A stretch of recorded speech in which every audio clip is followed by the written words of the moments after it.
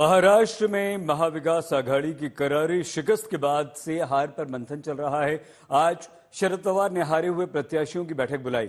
शरद पवार ने कहा कि जिन प्रत्याशियों को लगता है कि ईवीएम में छेड़छाड़ हुई या चुनावी प्रक्रिया में गड़बड़ी हुई है, वो इसके विरुद्ध सबूत इकट्ठा करें। पवार बोले, वीवीपैट से तुरंत आप अपने वोटों का सत्यापन करवाएं।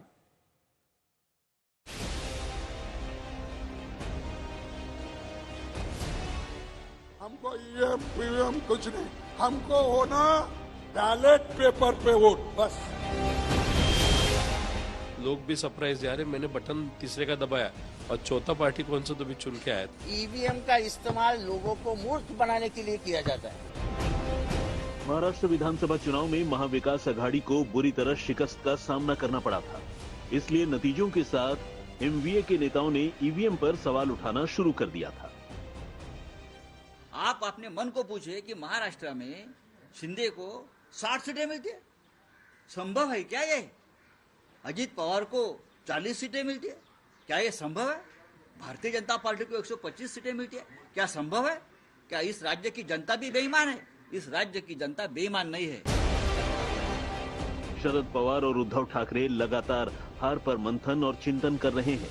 आज एनसीपी शरद गुट के अध्यक्ष शरद पवार ने अपने हारे हुए उम्मीदवारों की शिकायतों के संबंध में कानूनी लड़ाई के लिए वकीलों की एक टीम बनाने का फैसला किया। सूत्रों से खबर है कि शरद पवार ने अपने हारे उम्मीदवारों से साफ कहा कि हवा में आरोप लगाने की जगह ईवीएम या चुनाव प्रक्रिया में गड़बड़ियों के बारे में सबूत इकट्ठा करें। दरअसल 28 नवंबर तक वीवीपैट सत्यापन का समय है, इसलिए शरद पवार ने तुरंत वीवीपैट की जांच करने के लिए कहा है। आपको बता दें कि हर बूथ पर वीवीपैट की जांच के लिए कैंडिडेट को करीब 47,000 रुपए देने होते हैं। महाराष्ट्र लिया, झारखंड लिया, ताकि आपको शक ना आए। क्या बोलेंगे? अरे झारखंड में तो तुम जीते ना, तुम ईवीएम पे। मैं हमेशा कहता था कि ये छोटे चुनाव है, वो हमेशा दे देंगे आपको और बड़ा चुनाव खा के लेके जाएंगे। जब लोकसभा के पहले कर्नाटका वगैरह कुछ चुनाव हुए, वो हम जीत लिए, हम भी हवा में चले गए। नहीं, ईवीएम बराबर ईवीएम। ईवीएम का इस्तेमाल लोगों को मूर्ख बनाने के लिए किया जाता है। यानी दाना डालो, पंची लो, इधर से बड़ा हाथी मार लो।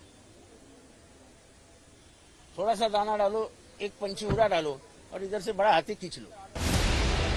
एनसीपी शरद गुट से अणुशक्ति नगर सीट से चुनाव लड़े फहाद अहमद भी आरोप लगा रहे हैं कि वो 6 राउंड तक आगे चल रहे थे, लेकिन धीरे धीरे वो पीछे होते चले गए।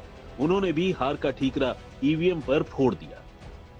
देखिए, अभी हम चुनाव हार गए, तो आप लोग यही मजाक बनाओगे कि देखो चुनाव हार गए तो ईवीएम की बात कर रहे हैं। नहीं, हम वो लोग हैं जो चुनाव लड़ने से पहले भी ईवीएम की पे जो शंकाएं थी उनके बारे में बात करते थे। मैं आपसे पूछना चाहता हूं, दुनिया की ऐसी कौन सी बैटरी है जो 10 घंटे चलने के बाद भी 99% चार्ज हो सकती है? मैं अपने विधानसभा की बात करता हूं। 16वें 17 राउंड तक मैं लीड कर रहा था, आपको भी पता है। तब तक जो मेरी विपक्षी उम्मीदवार थी, जो आज विधायक हैं, वो काउंटिंग पे आई भी नहीं थी। उनके काउंटिंग एजेंट वहां से भाग चुके थे। एकदम से जब पूरे महाराष्ट्र में सरकार बन के आती है, उसके बाद जो 17वां, 18वां और 19वां आधा राउंड था, हर बूथ पे उनको 400 वोट मिलता है। ये सवाल है मेरा।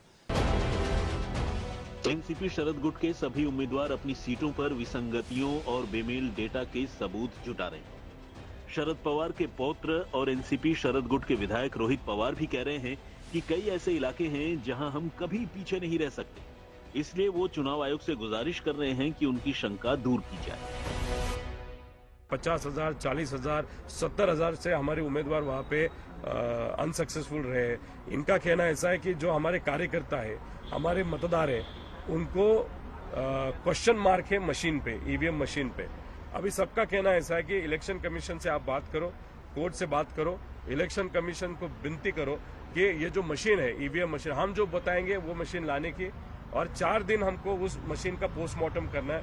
हमको समझ लेना है कि हमारी जो शंका है कि अचानक 40,000 मतदान एक कॉन्स्टिट्यूएंसी में कैसे बढ़े।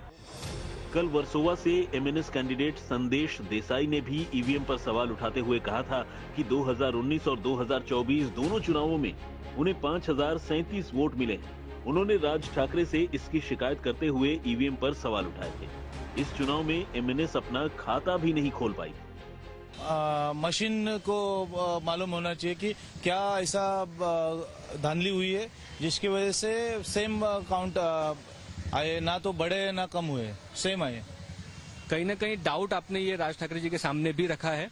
मैंने सबके सामने रखा। मैंने सेम डे वीडियो बनाया था और उसमें भी बोला था कि एक कार्यकर्ता जो काम करता है पिछले 18 साल से, उसको सेम काउंट कैसे आ सकते हैं? या तो बढ़ने चाहिए या घटने चाहिए। ये सच है कि सियासत में ऐसे संयोग कम ही देखने को मिलते हैं, लेकिन इस बात से भी इनकार नहीं किया जा सकता कि चुनाव के नतीजों के बाद ईवीएम पर सवाल उठाना एक फैशन सा बन गया है। ऋत्विक भालेकर, मुंबई, आज तक।